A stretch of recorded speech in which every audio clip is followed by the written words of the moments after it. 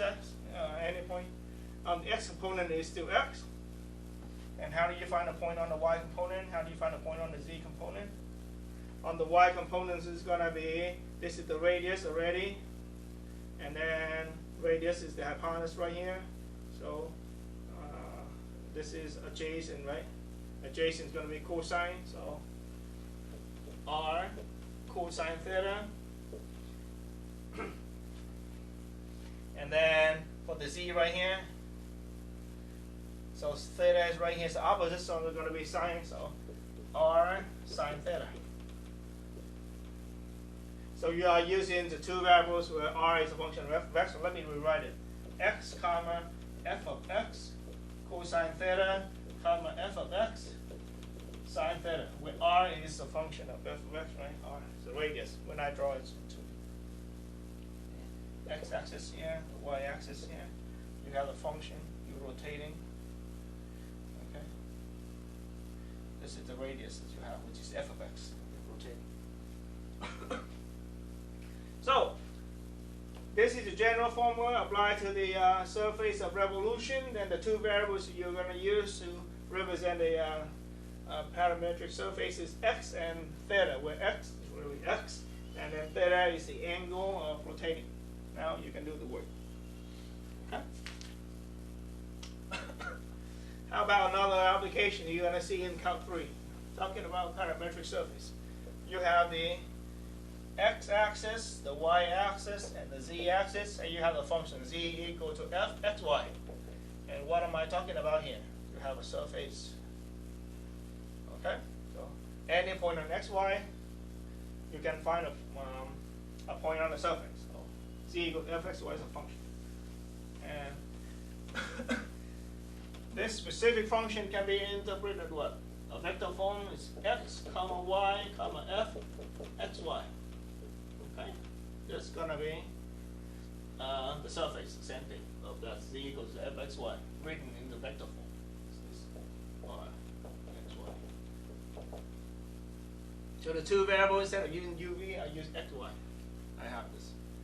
Any point xy, I can find a point on the z, and that's going to be the function, z value. So this formula is actually more general because what?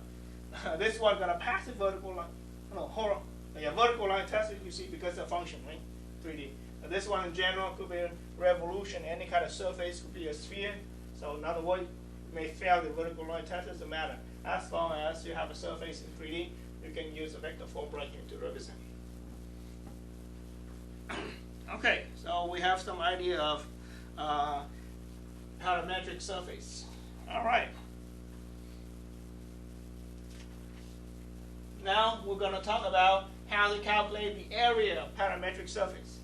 So let me keep this picture right here. So this is your vector r. Okay. You have a surface, general. So this is ruv. Remember the partial derivative.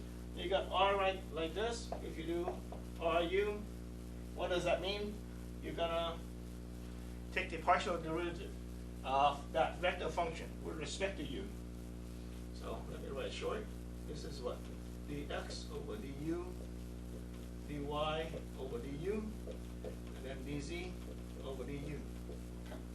And similarly, rv means what? dx over dv, dy over dv, and then dz over dv. Let me use the same example that we had before. I think I gave you that r uv. What was that? I think it's 2uv comma u squared minus v squared comma u plus v, right? So x is 2uv, y is u squared minus v squared, and z is u plus v.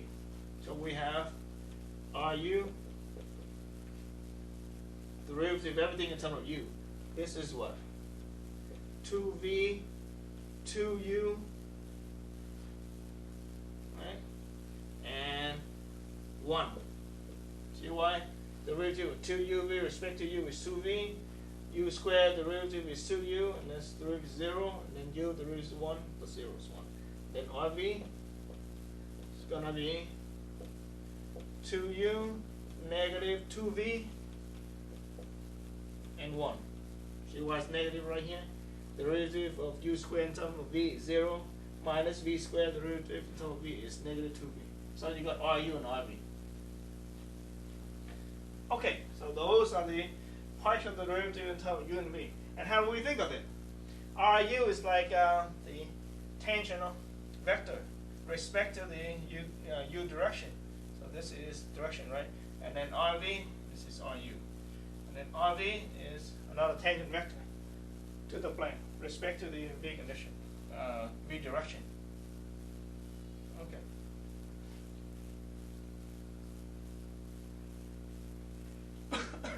Now, if you cross the two tangent vector right here, and what we learned before for cross product, and you take the magnitude of the cross product of two vectors is going to give you the area, okay, of that region. Okay. And this is the little area because this is like dr respect to u, this is dv respect to dr respect to v. You cross, so you have a little area, this is dA, okay, respect to du dv. And then you add all the little area together, you have the entire area of the surface, and that's going to give you the formula for the surface area. So let me summarize what we just told you right there.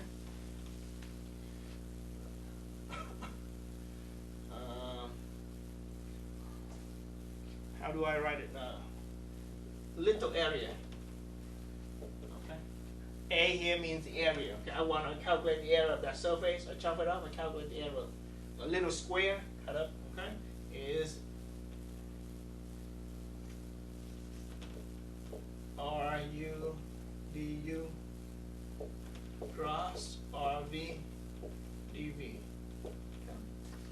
RU du right here is a little change of the vector R. This is RU du right here, little change of magnitude. And then RV dV is that much. And if you cross the two vector, this is the magnitude of it. This is the direction. Okay. You cross them together, you take the magnitude. This is going to be the little area.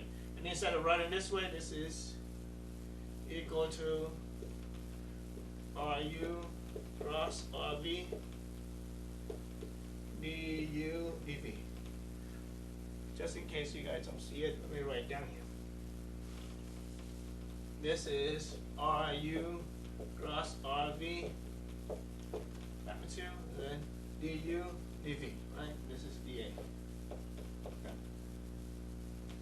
The little area of the surface plane can be calculated this way. And if you want to calculate the entire area, you should be able to, SA stands for surface area. The total area is the sum of all the little area over whatever the region that you have. Regions. What was the book called? Is it B or C right here? Doesn't matter. Or D. Use D. Okay. It's equal to gonna be double integral. This is now double integral of RU cross RV du dV. Okay. Over the region D.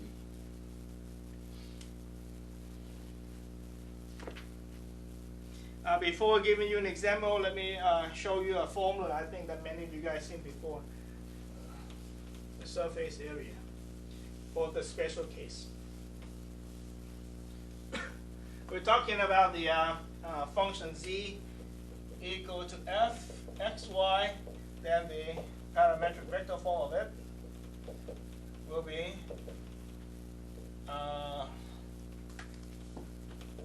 x, y, and then z, which is f, x, y, right? All right.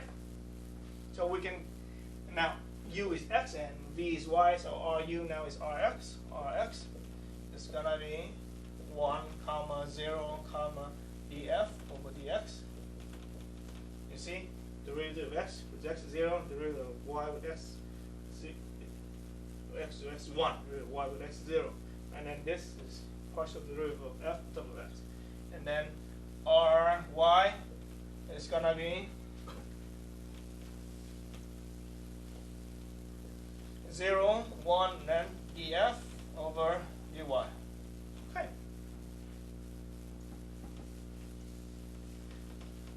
And you're going to cross those two, see what you got. Rx cross Ry.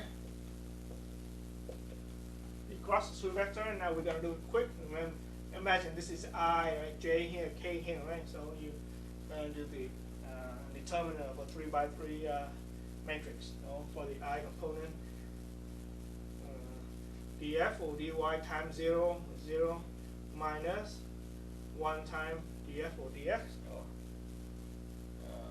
minus df over dx, so 0 minus is just minus, right? And then for the j term, 1 times df over dy, df over dy, and then subtract 0 times df or dx, which is 0, and then the last, the j terms of 1 times 1 minus 0 times 0 is 1. And I think this is going to be a minus because we always change the sign of the j term. Okay. Now we're going to calculate the magnitude of this. Rx cross Ry. This is the vector, right? The magnitude of this is going to be the square root. This one squared plus this one squared plus this one squared. So df over dx square plus df over dy square plus 1 square, which is 1. Yeah.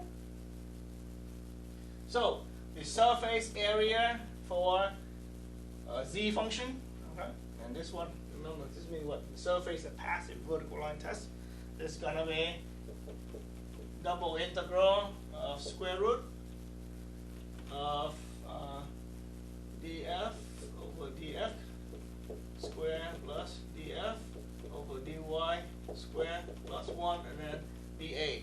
And dA's here can be think about dx times dy. Let me just write dA in general.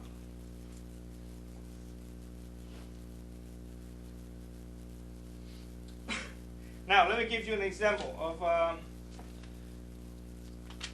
surface area.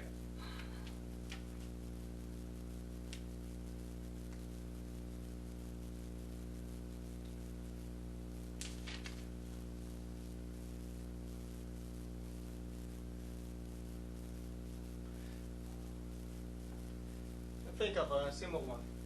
How about a sphere then? Surface area of a sphere. Let me think of one surface area of a sphere. Radius 1, radius r in general, but make it easy, 1, okay? You can replace 1 by any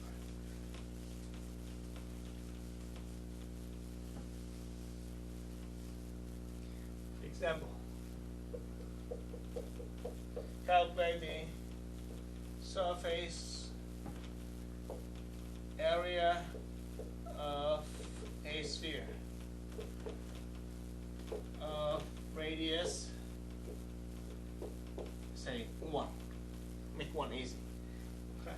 The surface area, I think, the volume was 4 over 3 pi r squared. I think the surface area is going to be r cubed. So volume, right? So take the derivative of this, so it's going to be 4 pi r squared. So if r equal to 1, it's going to be 4 pi. General r is going to be this. Okay. So how do we use calculus to calculate the surface area of a sphere of any radius?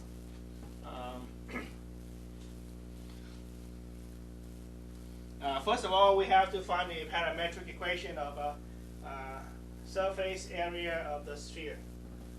Okay. So make it easy. We make sphere center at the origin.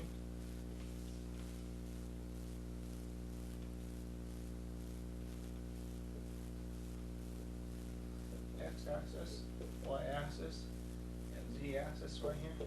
Okay. Surface and sphere center at the origin. So if you have the surface and the sphere center at the origin, then the x component was gonna be what do we have in here? In general, what we learned before, for the spherical, we're gonna be rho sine, phi, cosine theta. Check my algebra. Let me look back to this. This way. Yeah, and then y is rho sine phi, sine theta, and then z. Yeah, I remember now. Rho cosine phi. Okay, in general. And then the radius is 1, so all rho is equal to 1. I can erase that. And again, radius rho in general, you just put rho in here as a constant. You bring out of the integral. Shouldn't be bad. So now I can see that I have a parametric function for the surface. Okay, so I have this. R in terms of phi and theta, two variable now, is sine phi cosine theta, comma, sine phi sine theta, comma, cosine of phi. This is going to be the parametric function of the sphere. Okay? Because of sphere, so I use spherical coordinates. Okay. And I'm going to calculate what? Partial derivative in terms of phi, partial derivative in terms of theta, and then I'm going to cross them. Okay. Phi is what? Derivative in terms of phi right here, derivative of sine is cosine phi, cosine theta, and then cosine phi, sine theta. The derivative of cosine is negative sine, I think. Okay. And now the derivative of theta. Cosine theta derivative is going to be negative sine, so negative sine phi, sine theta, and then this one. Sine derivative is cosine, so sine phi, cosine theta, and then this one derivative is 0 because there's no theta in here. Now I'm going to do cross product of those two. See what we have. So we have r phi cross r theta. This is I, J, and K, right? Start with the I term right here. This one times 0 is 0 minus with a minus plus. So this time that's a sine square theta times cosine theta. That's my first component. For the second component, the J component, 0 times this is 0, and then minus this times that, minus with another minus become plus. This times that negative times negative is positive, so sine square theta, sine square of phi times sine theta. And then for the J component, I use what? Cosine phi, cosine theta times sine phi, cosine theta. Well, be careful, okay? Sine, cosine, sine, cosine, cosine. So cosine phi, cosine phi, and then sine phi. And then cosine theta, so cosine square theta, and then subtract with the minus become plus what? Cosine phi, sine phi, cosine phi, and then sine square theta. Plus cosine phi, sine phi, and then sine square theta. Okay, now simplify. The last part right here. If I factor out the cosine phi, sine phi, then I have what? Cosine square plus sine square. And cosine square plus sine square is 1. So this is what?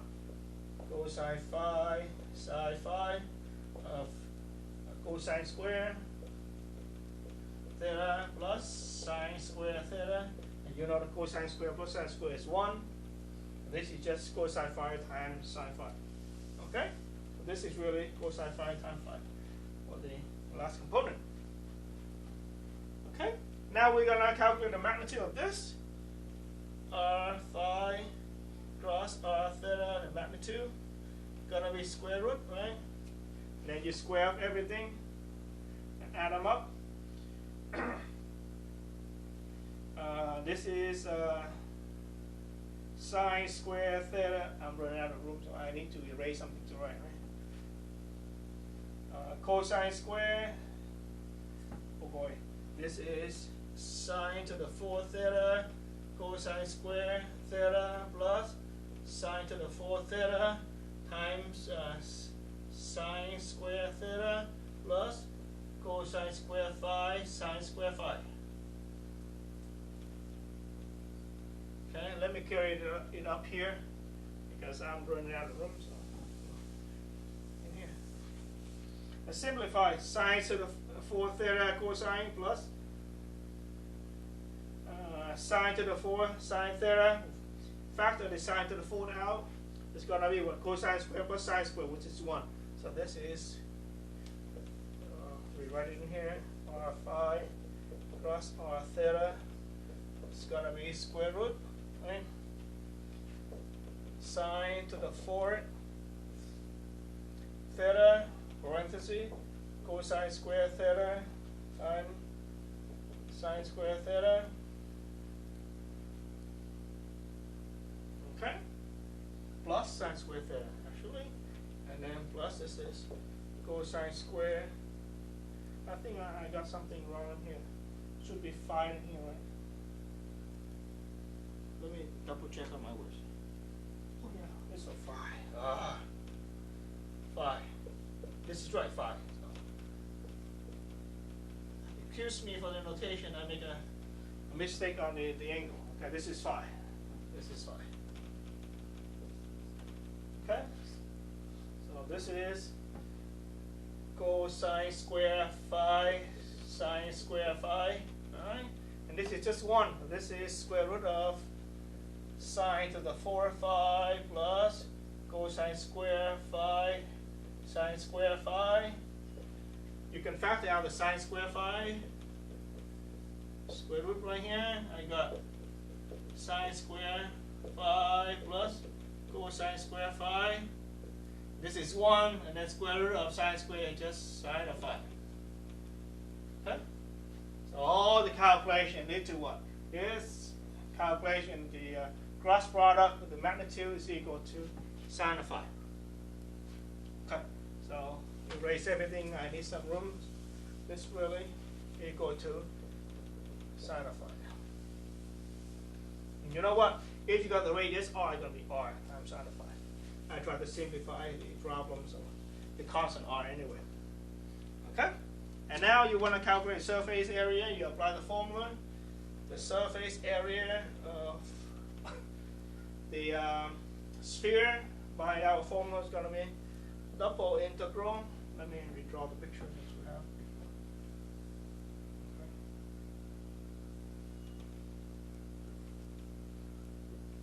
before. X-axis, y-axis, and then z-axis, surface area, right? Gonna be double integral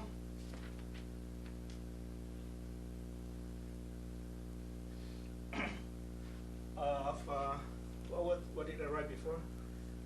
Cross product dA, I think so. R phi cross r theta dA. Okay.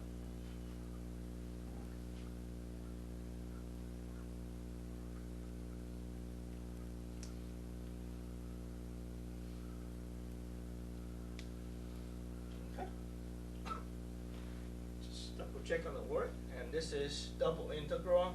We have this right here, just sine of phi, and dA here is if you have u and v, it's going to be du dv. You have x and y going to be dx dy, but now in here, what, phi and theta, so it's going to be d phi d theta. Okay, and phi is going to be theta, going to be running from 0 to, let me see, theta. How do I draw point here, right? So this angle is going to be phi. This angle right here going to be theta. So theta is going to be run from 0 to 2 pi, the whole circle, and phi run from 0 to pi. We learned that in the polar coordinate, and then you integrate this. You should have the answer.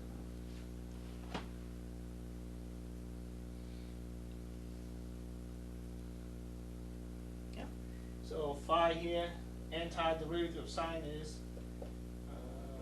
negative cosine, right? Negative cosine of phi, and phi run from 0 to pi. So what? Cosine of pi is negative 1, where negative becomes 1, so minus, with the minus become plus, so this is going to be 2. And then integral 2, this is 2 pi. Separable, integral outside 2 pi, it's times 2 pi, so it's equal to 4 pi. Radius is 1. If you got an r right here, it's going to be r squared. should be the example.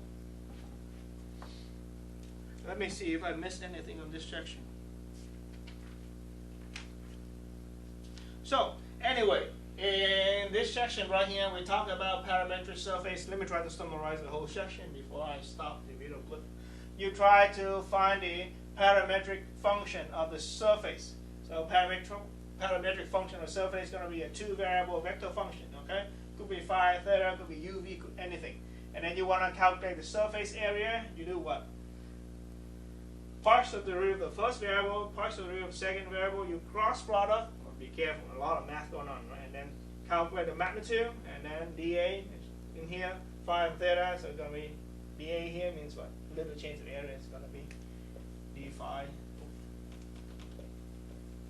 times d theta. If you use VU here, UV right here is going to be du times dV, and then if you use x1 and ds times dy, depends on the two variables that you are using. And then in here I use phi and theta, and then according to this spherical coordinate, the theta with that circle, theta is going to run around the xy plane is going to be 2 pi, 0 to 2 pi, and then the phi will run from the z-axis all the way to negative z, so it's going to be 0 to 1 pi.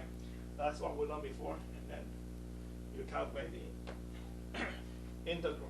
So the math is going to be a lot, but I don't think that's in our textbook to give you a very complicated problem. Just be very careful of every single step that you guys doing, and then you got the idea. What you need to do is practice, okay?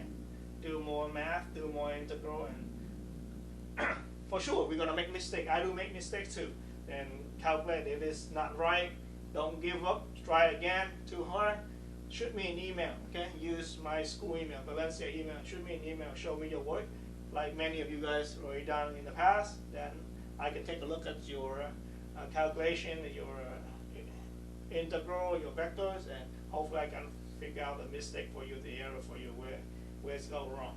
Then I can help you with it. And let me stop the video clip right here. Thank you very much, everyone, for watching. Okay, we're almost the end of the course. All right, stay tuned. Just one more, and we're going to be done. And have a good week. Thank you for watching. Bye-bye.